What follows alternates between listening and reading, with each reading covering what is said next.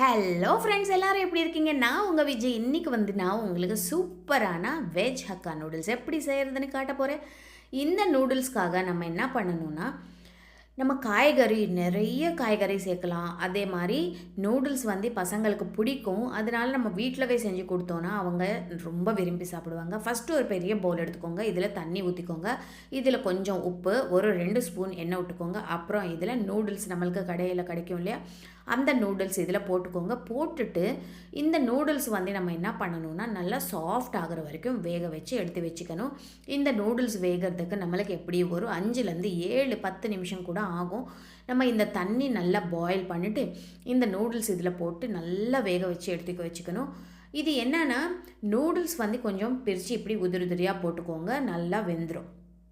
இப்போ பார்த்தீங்கன்னா இந்த நூடுல்ஸ் சூப்பராக சாஃப்டாக வெந்துருச்சு. நம்ம இந்த நூடுல்ஸ் என்ன பண்ணணும், எடுத்து பக்கத்தில் வச்சுக்கணும். இப்போ சாஃப்டாக வெந்துருச்சு இல்லையா, இது நம்ம ரெடி பண்ணி எடுத்து வச்சுக்கலாம். இப்போது ஒரு கடாய் சூடு பண்ணிக்கோங்க. இதில் ஒரு 2 ஸ்பூன் எண்ணெய் விட்டுக்கோங்க. நல்லா நார்மல் ரீஃபைண்ட் ஆயில் எண்ணெய் விட்டுக்கோங்க. ஒரு 2லேருந்து 3 ஸ்பூன் எண்ணெய் விட்டால் போதும். இப்போ நம்ம என்ன பண்ணணும்னா, முன்னாடியே நம்ம காய்கறி எல்லாம் கட் பண்ணி வச்சுருக்கிறோம். என்னென்ன காய்கறி கட் பண்ணி வச்சுருக்கணும், இதில் கேரட்டு, அப்புறம் குடமிளகா, அப்புறம் முட்டைக்கோஸ், அப்புறம் வெங்காயம்.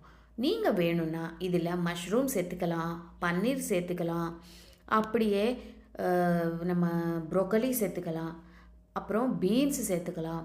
இந்த மாதிரி வெஜிடபிள்ஸ் இங்கிலீஷ் காய்கறி எல்லாம் நீங்கள் சேர்த்துக்கலாம். இப்போது கடாய் சூடாயிடுச்சுல்ல, இதில் இஞ்சி பூண்டு பேஸ்ட்டு போட்டுக்கோங்க. அப்புறம் நம்ம கட் பண்ணி வச்சுருக்கிற காய் எல்லாமே இதில் கொட்டிடுங்க. இப்போது இந்த காய் வேகிறதுக்கு ரொம்ப நேரம் எடுக்காது, எல்லாம் கொஞ்சம் சாஃப்டாக வெந்துடுற காய் தானே. இதில் நம்ம இந்த காய்கறிக்கு ஏற்ப உப்பு போட்டுக்கோங்க. ஏன்னா நம்ம நூடுல்ஸில் உப்பு போட்டிருக்கோம் ஏற்கனவே. நம்ம இந்த காய்கறி ஒரு ஹாஃப் வேகணும். நம்ம ஃபுல்லாக வெந்துடுச்சுன்னா காய் நல்லா இருக்காது. இந்த காய்கறி எல்லாம் நம்ம ஒரு 2லேருந்து 3 நிமிஷம் கொஞ்சம் உப்பு போட்டு வேக வச்சிட்டோன்னா இது நல்லா வெந்துடும், சாஃப்டாக ஆகிடும்.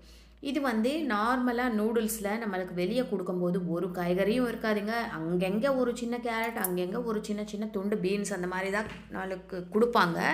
நம்ம வீட்டில் செய்யும்போது என்னென்னா நிறைய காய்கறி சேர்த்துக்கலாம். பசங்க நூடுல்ஸ் சாப்பிடும்போதே அந்த நம்ம காயெல்லாம் சேர்த்து கொடுக்குற மாதிரி நம்ம கொடுத்துடலாம். இப்போ நம்ம ஒரு மிக்ஸி ஜாரில் ஒரு 10 மிளகு, ஒரு 2 காஞ்ச மிளகா, இது குறையாக அரைச்சி அது இதில் போட்டுக்கோங்க.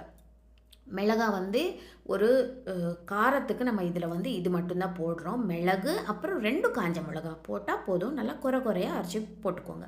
இப்போ இதில் 1 ஸ்பூன் சோயா சாஸ் போட்டுக்கோங்க.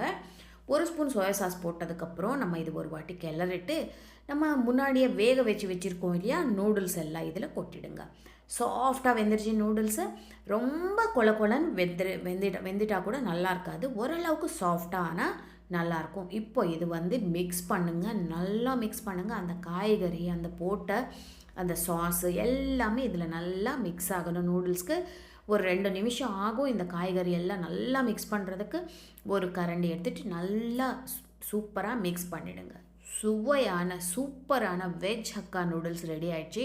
அதுவும் நம்ம வீட்டிலவே செஞ்சிட்டோம். பசங்களுக்கு ரொம்ப பிடிக்கும். கண்டிப்பாக ட்ரை பண்ணி பாருங்கள். அடுத்த வீடியோவில் உங்களை சந்திக்கிறேன். உங்கள் விஜய்.